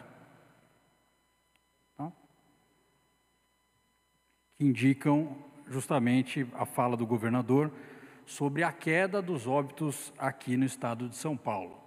Uma queda que se apresentou na semana passada pela primeira vez, já havia uma desaceleração ao longo dos períodos anteriores, mas na semana passada registrou uma queda em números absolutos pela primeira vez, e nessa segunda semana, comparando a semana 27 com a semana 26, mais uma vez o registro de queda em números de óbitos. Com esses dados, nós podemos verificar a consistência dessa queda ao longo desse período, que significa, comparando a semana 25 e chegando até o fim da semana 27, uma queda de 9,5% no número de óbitos aqui no estado de São Paulo. Esses registros são fundamentais se a gente colocar também a queda e chegando ao patamar mais baixo nos números de letalidade nesse momento no estado de São Paulo. 5% eu vim ao longo da semana passada registrando, bateu 5,4% no início da semana, depois 5,2% na sexta-feira e hoje a gente chega a 5% de letalidade, por dois fatores fundamentais. Primeiro, o aumento da testagem que se deu aqui no estado de São Paulo, cumprindo protocolos fundamentais, e segundo, pelo aumento da capacidade hospitalar nesse período. São Paulo não deixou e não deixará ninguém sem atendimento. Já são mais de 2.500 respiradores distribuídos por todo o estado de São Paulo, contando com 22 que serão distribuídos hoje nas regiões de Vale do Paraíba, Marília, Sorocaba e Bauru. Portanto, duas boas notícias, a letalidade no seu índice mais baixo e também a queda consistente durante esse período do número de óbitos no estado de São Paulo. Obrigado, Vignoli. E vamos à última intervenção da secretária de Desenvolvimento Econômico, Ciência e Tecnologia, Patrícia Ellen. Muito obrigada, governador. Queria compartilhar os nossos dados aqui de isolamento do sábado, que foi dia 4/7, são de 47%, tanto no estado quanto na capital. E somente reforçar a mensagem que já foi passada por todos aqui, que nós estamos num período importante de transição, que exigirá de todos nós muita disciplina, muita paciência e muito espírito coletivo. Nós estamos entrando aqui na capital, na região do ABC, na região também do estado que pega Itapecerica, Taboão da Serra, numa fase, na próxima etapa de flexibilização, mas nós temos a presença do vírus, como o governador colocou, então é muito importante o uso das máscaras, a adesão aos protocolos e, para quem puder, ficar em casa. Nós temos no site do Plano São Paulo todas as informações dos protocolos para restaurantes, bares, estabelecimentos congêneres, também para academias, para salões de beleza, para todo o trabalho que está sendo iniciado na área de economia criativa, eventos, museus, galerias, também eventos na área de negócios, congressos. Então, nós deixamos essa informação acessível e reforçamos a importância do cumprimento desses protocolos para que possamos iniciar essa retomada de uma forma sustentável no longo prazo, uma forma que não precisemos retroceder, mas o Plano São Paulo também tem os mecanismos se for necessário. E finalizando com os dados de hoje, a média dos últimos 7 dias, como disse o secretário Marco Vignoli, ela é muito positiva, Essa mensagem no tom positivo ela é importante. As regiões que estão na fase vermelha estão claramente caminhando para a fase laranja e as regiões que estão na fase laranja estão claramente caminhando para a fase amarela. Para mantermos essa trajetória, precisamos todos fazer a nossa parte. Então, minha mensagem é essa: espírito coletivo, solidariedade, respeito aos protocolos, uso de máscaras, para que possamos manter essa próxima etapa da retomada econômica e das atividades também nessa trajetória positiva. Muito obrigada. Obrigado, Patrícia.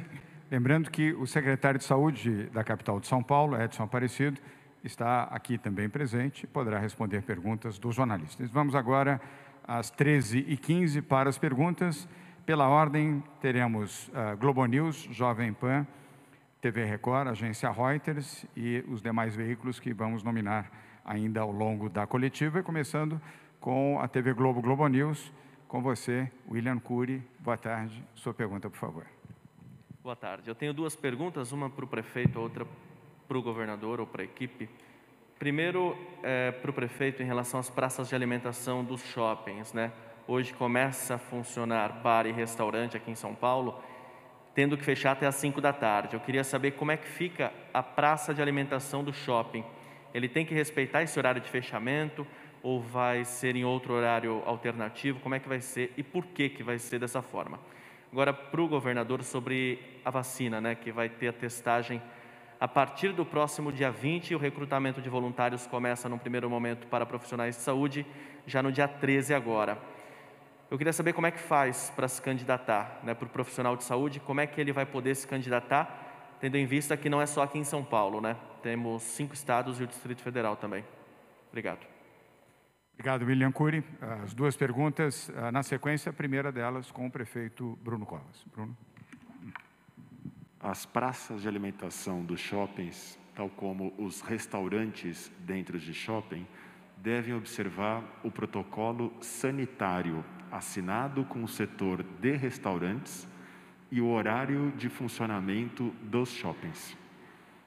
Tá? Então, eles observam o protocolo de regras a serem estabelecidas dentro do protocolo de restaurantes, mas o horário de funcionamento deles é o horário de funcionamento dos shopping centers, ou seja, das 16 às 22. Obrigado, Bruno. Will, as duas perguntas são importantes porque ajudam a esclarecer melhor a população. Embora o tema da vacina o Dr. Dimas tenha mencionado, mas é importante que ele mencione mais uma vez como será feito o recrutamento, de que forma e, especificamente, quem pode se candidatar como voluntário a ter a aplicação da Coronavac, a vacina contra o coronavírus, destes 9.000 voluntários. Então, passo ao Dr. Dimas Covas, presidente do Instituto Butantan, para a resposta ao jornalista William Cury, da TV Globo, Globo News. Obrigado, governador. William, agora nós temos um processo, um processo que é por fases. Então, os centros, os 12 centros, estão em treinamento, eles estão recebendo os recursos para proceder o início da campanha. Eles também têm que, uma vez que foi aprovado na Anvisa, internalizar o protocolo de estudo clínico através das suas comissões de ética médica. Então, cada um dos centros tem que aprovar o que foi aprovado na Anvisa, no seu nível local. Na sexta-feira, agora na sexta-feira próxima, nós faremos uma divulgação do material de recrutamento, que envolve material gráfico e envolve um aplicativo. Quer dizer, a pessoa que é candidata da área de saúde, dessas regiões, dessas cidades, na proximidade desses centros, podem se candidatar. Tá? E se tiver dentro dos critérios, eles serão chamados aí sim para proceder à vacinação. Tá? Então, esse vamos dizer, o cronograma. O governador já anunciou que no dia 20, esse cronograma tem, de fato, o seu início do ponto de vista de aplicação das vacinas. Doutor Dimas, para ficar ainda mais claro, dada a importância da informação, qual o site de acesso para que a pessoa, um profissional de saúde, possa preencher os dados eletronicamente e fazer o encaminhamento ao Instituto Butantan? Bem, já existe o site que tem essas informações gerais que eu apresentei aqui, e será um aplicativo, governador. A pessoa baixa o aplicativo no seu celular e aí ela já preenche esse primeiro cadastramento, onde será possível se identificar se ele está dentro dos critérios ou não. Então, por exemplo, se ele já teve a infecção, ele não está dentro do critério e não pode prosseguir às próximas fases. Num município, por exemplo, Curitiba, no Paraná, se a pessoa mora fora de Curitiba, já é um fator que pode dificultar o acompanhamento. Então, ele tem que estar mais próximo ao centro. E ele tem que concordar em comparecer periodicamente ao centro para ter um exame clínico e a retirada de material, retirada de sangue para poder ser examinado. É mais ou menos isso, governador. E a validade do aplicativo, ou seja, o início da validade do aplicativo, qual a data? É dia 13? A partir da semana que vem. Do lado jornalista aqui ajudando o William Cury. A partir da semana que vem, governador. Ok. Então, a partir do dia, estamos falando do dia 13 de julho, segunda-feira. Will, muito obrigado pelas perguntas. Agora vamos à Rádio Jovem Pan, depois TV Record, Agência Reuters, SBT e o portal IG. Com a palavra, Vitor Moraes, da Rádio Jovem Pan. Vitor, boa tarde. Sua pergunta, por favor. Boa tarde, governador. Boa tarde a todos. A minha primeira pergunta é com relação também aos bares e restaurantes. Eu queria saber se o governo do estado estuda aumentar o horário de fechamento, uma vez que muitos representantes do setor estão reclamando de ficar aberto até às 5 horas da tarde. Muitos restaurantes nem abrem à noite. Então, eu queria saber se está sendo estudada essa possibilidade de aumentar o horário de fechamento dos bares e restaurantes aqui no estado de São Paulo. E a minha segunda pergunta é só uma dúvida com relação à vacina. Na fase 2 de testes, quem foram essas pessoas que foram testadas, né, e que desenvolveram aí, então, 90% de proteção contra o vírus? Obrigado. Obrigado, Vitor. A primeira pergunta eu mesmo respondo, se necessário, com um comentário do Dr. Paulo Menezes. A segunda, o presidente do Instituto Butantan, Dimas Covas. Em relação a restaurantes, bares, pizzarias e similares, neste momento, o horário estabelecido de fechamento é 17 horas por determinação do Centro de Contingência do Comitê de Saúde. Foi unânime, os 19 membros do comitê votaram em estabelecer o horário limite de 17 horas. Passo a passo, o Plano São Paulo é um plano seguro, correto, amparado na ciência e na saúde, Vitor, mas ele vai passo a passo. Nós reconhecemos que o setor da economia criativa de alimentos e bebidas, todo ele, é um dos setores que sofreu muito com a pandemia. Mas volto a mencionar que o inimigo da economia é a pandemia, não é a quarentena. Nós temos a obrigação de salvar vidas dos donos de restaurantes, dos funcionários de restaurantes similares e dos frequentadores destes espaços. Como mencionou corretamente o prefeito Bruno Covas, nós não queremos em São Paulo as cenas que assistimos no Rio de Janeiro e em Londres. Nós não queremos. Superaglomeração, pessoas sem máscaras, pessoas com dosagem alcoólica elevada, que não prestam atenção nem ao distanciamento, nem à sua própria proteção. E a orientação do Comitê de Saúde foi exatamente no sentido de, nesta etapa, manter o funcionamento até 17 horas. Quero também aproveitar para dizer aos proprietários de pizzarias e de restaurantes de cozinha japonesa, em especial, que seguem funcionando com delivery. Aliás, desde o início da quarentena, pizzarias fazem entrega de pizzas nos endereços que solicitam e também de cozinha japonesa. Quer fazer algum comentário, doutor Paulo? E, na sequência, vamos ao doutor Dimas.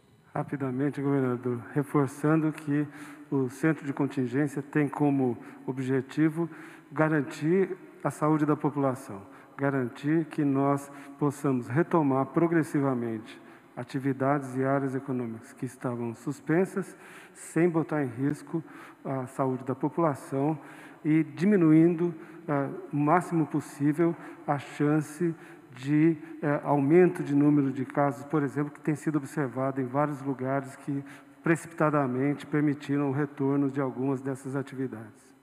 Obrigado, doutor Paulo. Agora sim, Dimas Covas, presidente do Instituto Butantan. A segunda pergunta do jornalista Vitor Moraes, da Rádio Jovem Pan, sobre a fase 2 de testes da Coronavac.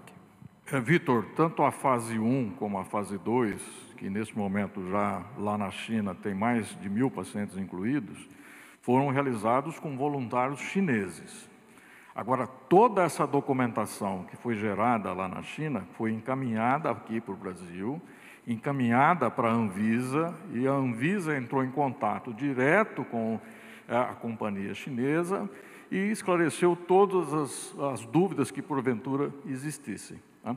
Então, esses dados são dados que estão disponíveis aqui na Anvisa, foram registrados e mostram esse perfil que eu apresentei. Quer dizer, após a vacinação, 14 dias após a vacinação, 90% de resposta. Ou seja, uma das vacinas que estão aí, das mais promissoras. Né? E daí, como eu volto a dizer, o meu entusiasmo. Eu estou muito entusiasmado que essa será uma das vacinas que chegará ao mercado com eficiência muito rapidamente. Obrigado, doutor Dimas. Vitor Moraes, mais uma vez, obrigado pelas perguntas. Vamos ao terceiro veículo de comunicação desta tarde, é a TV Record e Record News, com a jornalista Daniela Salerno. Daniela, boa tarde. Boa tarde a todos. São duas perguntas também. A primeira, eu gostaria de entender como que São Paulo reagiu economicamente, né? Falando da atividade econômica desde que o Plano São Paulo foi inaugurado ou lançado. Estão falando aí, pelo menos, do período de junho, se possível, com um comentário do prefeito também, já que a capital liderou esse início de retomada. E uma segunda pergunta é a respeito, a gente tem agora o segundo semestre chegando, a gente tem índices de mortes reduzindo, a notícia da vacina, que é uma boa notícia, mas ainda um discurso de muita cautela e de muita moderação. E a gente sabe que justamente no segundo semestre começam os planejamentos a respeito de carnaval. Parece um pouco precipitado falar isso, mas a gente sabe que escolas de samba começam a trabalhar e estão preocupadas com esse assunto, e também a própria prefeitura já começa a pensar muitas vezes no carnaval de rua. Então, eu gostaria de entender como que esse assunto está sendo tratado e se é possível já começar a planejar a respeito disso. Obrigada. Obrigado, Daniela Salerno. Começando com Patrícia Ellen, sobre a retomada com o Plano São Paulo. Na sequência, o prefeito Bruno Covas responde as duas últimas perguntas sobre o plano no âmbito da capital e sobre Carnaval. Patrícia. O Plano São Paulo tem nos permitido fazer uma retomada muito cirúrgica para atender os setores que tiveram um impacto maior, como o setor de comércio, serviços, economia criativa, eventos, como o governador mencionou, mas, ao mesmo tempo, controlar o fluxo de pessoas. Então, nesses protocolos que estão sendo trabalhados, nós estamos monitorando qual que é o número de empregos, de empreendedores em cada área, e também o impacto ali na parte de isolamento social. Por isso que os protocolos da educação também foram anunciados e são tão importantes. Mas, pelo ângulo econômico, também, desde o início, nós deixamos claro a importância de fazer uma quarentena para controlar o fluxo de pessoas, mas manter a atividade econômica.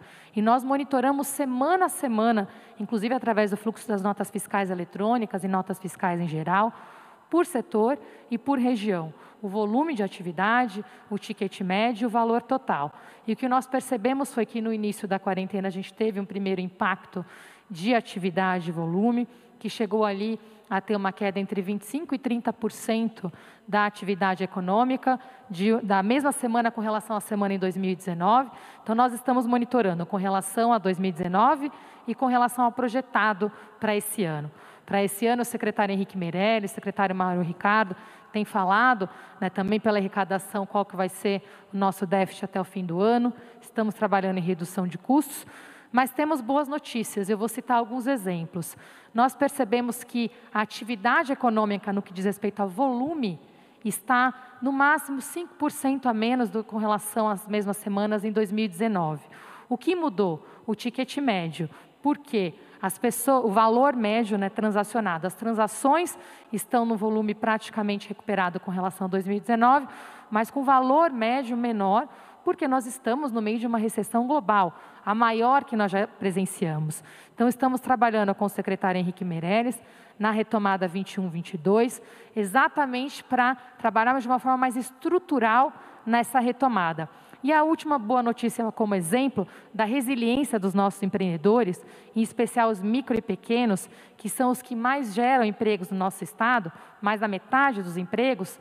No mês de junho, nós registramos mais de 15 mil novas empresas abertas. Como referência, esse número médio no ano passado era em torno de 16 mil novas empresas abertas por mês. Então, nós estamos muito otimistas, estamos trabalhando no plano da retomada 21-22, também no programa de desburocratização, para facilitar a vida desses empreendedores, com acesso à abertura de empresas, à gestão dos seus negócios, em parceria com o SEBRAE, e também, reforçando minha última frase aqui, esse pedido para o governo federal, para o crédito, em especial a capital de giro, chegar mais rápido, porque esse é o momento crucial. São esses próximos 3 meses que esses empreendedores precisam desse capital de giro para iniciarmos essa retomada sustentada pelos próximos 2 anos. Muito obrigada. Obrigado, Patrícia. Agora, Daniela Salerno, as suas duas últimas perguntas serão respondidas pelo prefeito Bruno Covas. A Prefeitura está discutindo internamente o que fazer em relação a esses grandes eventos, não apenas o Carnaval, mas nós temos o Réveillon na Paulista, dia 31 de dezembro, nós temos a parada que deveria ter sido em junho e foi adiada para novembro, nós temos a virada cultural, que deveria ter acontecido em maio e foi adiada para setembro. Então, a principal preocupação é qual é a previsibilidade que nós temos da doença em relação a estas datas, setembro, novembro, dezembro, fevereiro, para poder avançar em qualquer tipo de planejamento e evitar desperdício de recurso público. Então, a gente discute a transformação já da virada cultural em apenas uma virada online, sem nenhum evento presencial. Esse já é o horizonte que a Prefeitura trabalha.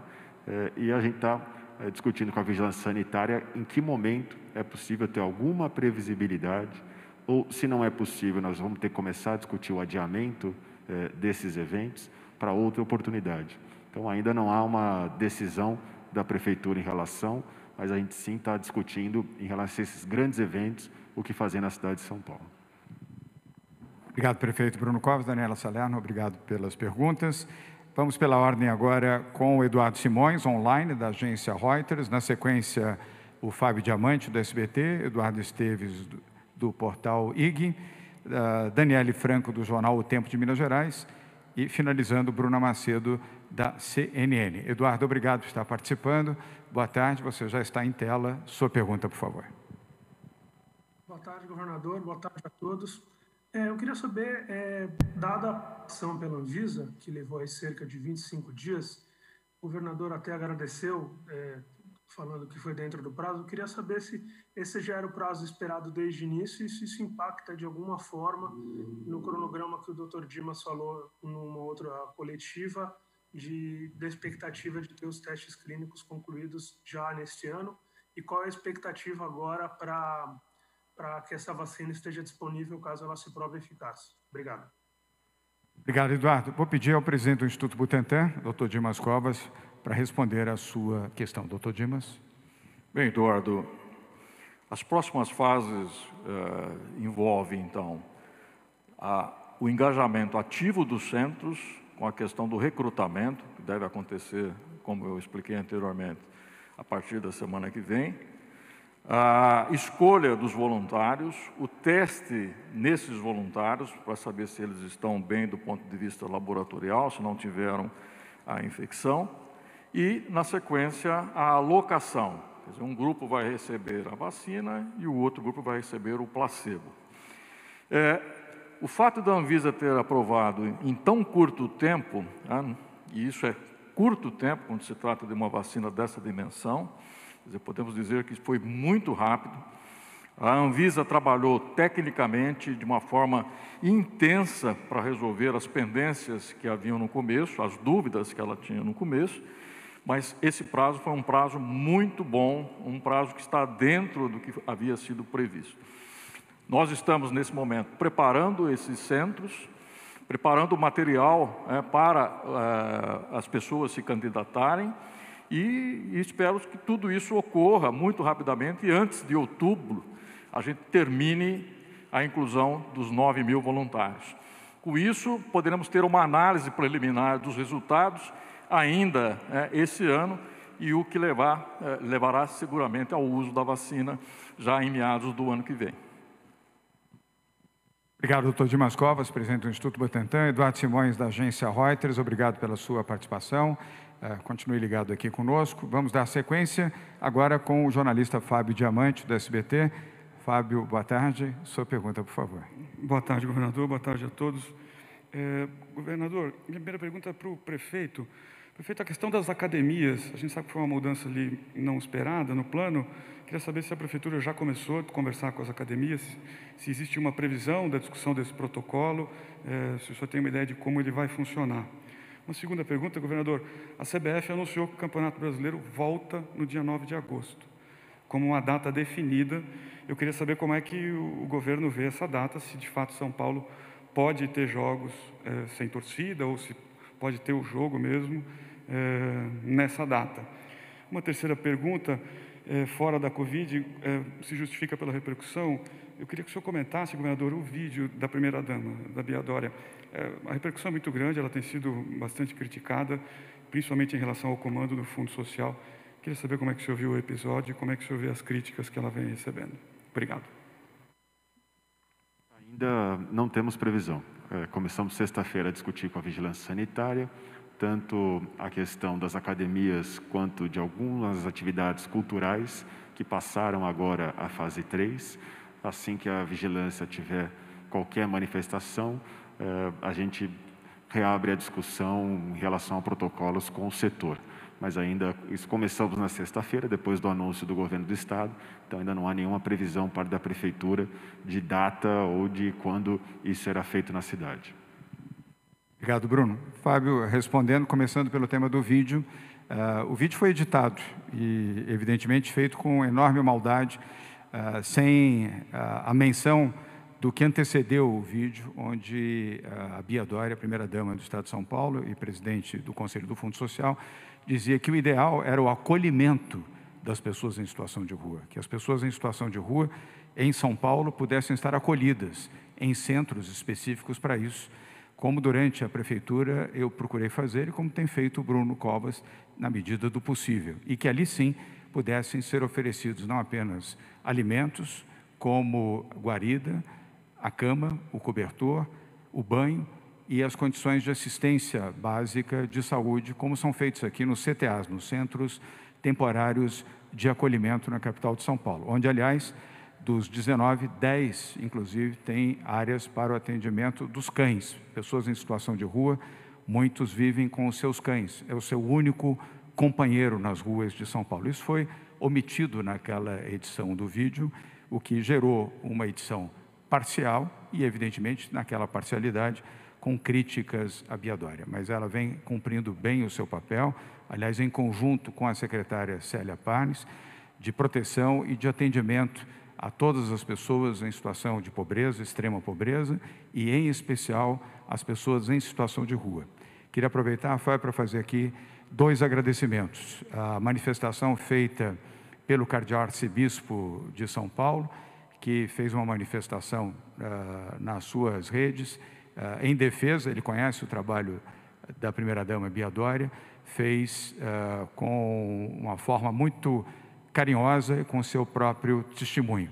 E o outro da deputada estadual Janaína Pascoal, que também fez uma manifestação também muito sincera, porque conhece o trabalho e a amplitude daquilo que a Bia Dória realiza para as pessoas mais pobres e mais humildes. E lamento muito que até bons jornalistas e bons veículos de comunicação não tenham se informado melhor sobre o contexto da gravação como um todo e acreditado num vídeo que foi colocado nas redes sociais. Em relação à CBF e ao futebol, a decisão da CBF de voltar no dia 9 de agosto, não houve consulta prévia ao governo do Estado de São Paulo, mas aqui nós temos um bom entendimento com a Federação Paulista de Futebol, entendimento esse que prossegue, mas para realizar esse entendimento, nós dependemos da manifestação do Comitê de Saúde, do Centro de Contingência do Covid-19, que tem um relator específico para o tema do futebol e do esporte de maneira geral.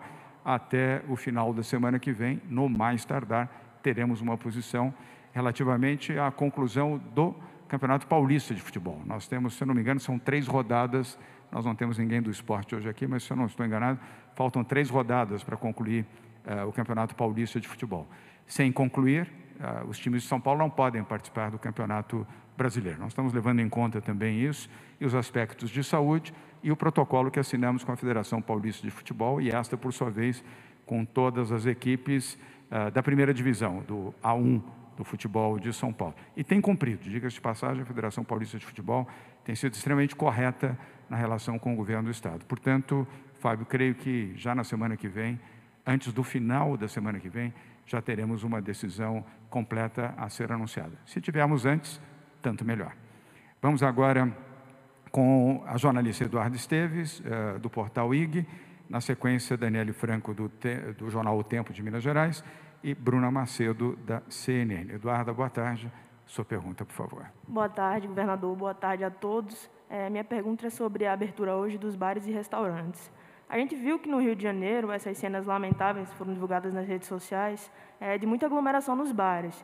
Inclusive, esse público chegou a desrespeitar os fiscais da vigilância sanitária. Eu queria saber aqui em São Paulo o que pode acontecer com uma pessoa que desrespeitar esses fiscais. E uma pergunta sobre o uso de máscara. Queria saber se a Prefeitura ou o Governo do Estado já tem algum balanço sobre as multas, tanto aplicadas aos estabelecimentos quanto aplicadas às pessoas. Obrigada. Obrigado, Eduardo. Eu compartilho a resposta com o Bruno Covas e, se o Bruno desejar, com alguma intervenção do Edson Aparecido. Então, Edson Aparecido. Bom, o protocolo em relação ao funcionamento de bares e restaurantes, no caso aqui da cidade de São Paulo, não prevê exatamente a utilização de área externa. Então, isso é uma questão bastante importante. a vigilância sanitária considerou que a utilização apenas da parte interna facilitaria tanto a autotutela por parte dos proprietários, o acompanhamento correto da aplicação do protocolo, como também uma eventual vigilância, um acompanhamento da vigilância sanitária. Nós ainda não temos na vigilância sanitária o balanço do primeiro dia, que foi sexta-feira, da aplicação de eventuais multas para aquelas pessoas que não utilizaram máscara ou para proprietários de estabelecimentos que tinham pessoas sem utilização de máscara. Não houve nenhuma constatação formal por parte da vigilância. Nós devemos fazer um balanço semanal em relação a isso, porque são muitos estabelecimentos, são 27 as unidades de vigilância sanitária na cidade, e a gente deve fazer um balanço dessas aplicações semanalmente. Mas nós não fizemos nos 2 primeiros dias, que foi quinta e sexta-feira. Obrigado, secretário Edson Aparecido. Eduardo Esteves, muito obrigado. Antes de prosseguirmos com a Daniele Franco, já vamos colocá-la em tela, do jornal O Tempo de Minas Gerais. Quando eu fiz o agradecimento ao Cardiorcelismo de São Paulo, não mencionei o nome Dom Odilo Scherer, a quem mais uma vez agradeço pela manifestação feita. Vamos então agora para a Daniele Franco. Temos a Daniele aqui. Já em tela, Daniele, boa tarde. Sua pergunta, por favor. Boa tarde, governador. Boa tarde a todos. A minha pergunta é para o presidente Dimas Covas a respeito da vacina e como ela vai funcionar, como vão funcionar os testes aqui em Minas Gerais. Quantos voluntários serão selecionados aqui no estado? E caso a vacina funcione, os profissionais de saúde que são público dos testes também terão prioridade na aplicação? E a segunda pergunta é se o antígeno se mostrar eficaz nesses testes, em quanto tempo o Butantan consegue produzir as 100 mil doses? E os estados onde os testes foram feitos vão ter algum tipo de prioridade? Vai ter algum tipo de ordem nessa distribuição dessas doses? Obrigada. Obrigado, Daniele. Vou pedir ao Dr. Dimas Covas, presidente do Instituto Butantan, aliás, a quem você dirigiu as 2 perguntas, para respondê-las. Obrigado, governador. Daniele, são 9 mil voluntários que vão fazer o teste em 12 centros. Então, em princípio, cada centro fica responsável aí para recrutar em torno de 750 a 800 voluntários. Obviamente que cada centro tem a sua independência do ponto de vista de recrutamento. Aqueles que forem mais rápidos e recrutarem mais rapidamente, eles irão absorvendo os candidatos. Logicamente que cada região tem um número mínimo, mas o número máximo depende aí da eficácia, da eficiência de cada um dos centros. A seleção, eu já mencionei que será feita a partir da semana que vem, as pessoas podem começar a se candidatar a partir da semana que vem. Os requisitos são profissionais de saúde acima de 18 anos, não tem limitação, profissionais de saúde da área pública, da área privada, enfim, isso não impede. Se o antígeno, se a vacinação se mostrar eficiente, nós vamos ter a disponibilidade da vacina imediatamente. Quer dizer, nessa nossa parceria, isso é importante eu frisar, 60 milhões de doses estão reservadas para o Brasil. Quer dizer, é uma quantidade muito grande de vacinas que será suficiente para cobrir as necessidades já previstas. E quem faz essa distribuição é o Ministério da Saúde, através do seu Programa Nacional de Imunização. Então, ofereceremos essa vacina ao Ministério da Saúde, a quem caberá estabelecer os critérios nacionais da aplicação da vacina. Obrigado, doutor Dimas. Daniele, muito obrigado pela sua participação, direto de Belo Horizonte. Nós vamos tirá-la de tela e vamos à última pergunta, que é da CNN, jornalista Bruna Macedo. Obrigado pela paciência, Bruna. Sua pergunta, por favor. Boa tarde, governador, prefeito, boa tarde a todos. A gente está falando aí de reabertura dos restaurantes, dos bares, a gente já está pensando numa reabertura das academias. Eu queria saber como é que fica a situação das escolas. Normalmente são lugares grandes, arejados, será que não daria para fazer uma distribuição segura entre os alunos, de repente intercalar ali as carteiras, fazer um horário de intervalo diferente, né, para cada sala, para cada turma? A gente sabe que muitas vezes a escola, de repente, é um lugar mais seguro para a criança, às vezes do que a própria casa, às vezes do que a rua. Obrigada. Obrigado pela pergunta, Bruna. Vou responder e, se a Patrícia Ellen desejar, com a sua participação também. O protocolo para a área de saúde já foi apresentado aqui pelo secretário Rocieli Soares, juntamente com o secretário executivo da Secretaria de Educação, Haroldo Corrêa. É um protocolo feito com muito cuidado, com muito zelo, com muito diálogo e com muito respeito à saúde e à educação e, obviamente, no âmbito específico das escolas, aos professores, aos que trabalham nas escolas e, principalmente, aos alunos e os seus pais.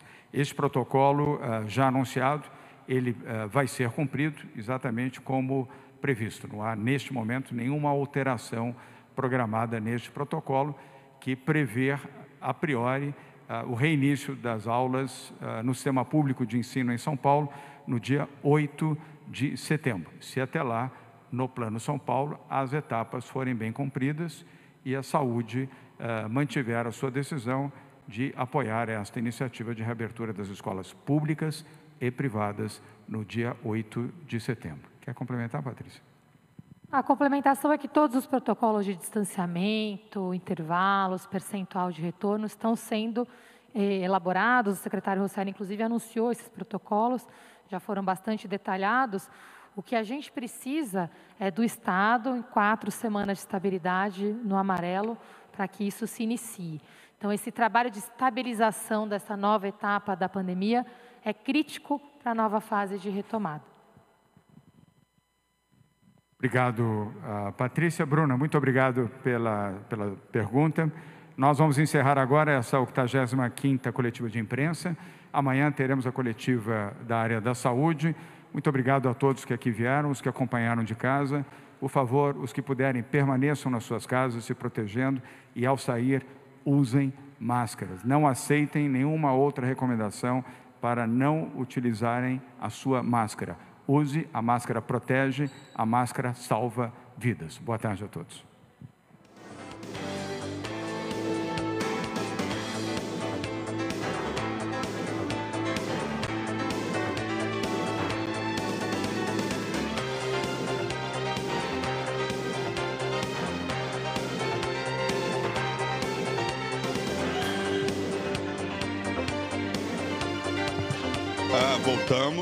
Voltamos ao Jornal da Rede Alesp, informando aí tudo o que está acontecendo na luta e prevenção contra o contágio do coronavírus. A gente faz um breve intervalo e, na volta, a gente traz mais informações para vocês.